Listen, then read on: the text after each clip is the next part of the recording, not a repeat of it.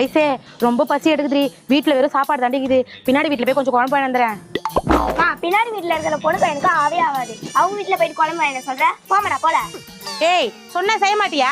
அவள் தான் உனக்கு போடி. குடுமா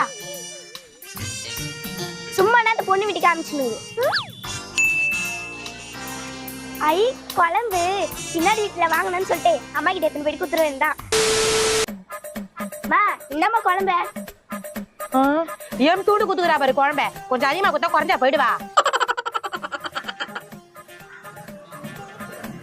ஐசா 3 நாளைக்கு முன்னாடி வச்ச மீன் குழம்பு எவ்வளவு டேஸ்டா இருக்குமோ அந்த மாதிரி இருக்குது இந்த குழம்பு.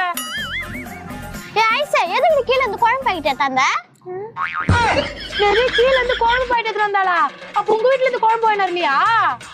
இல்லங்க ஆண்டி, அதை சொல்லதான் வந்தேன்.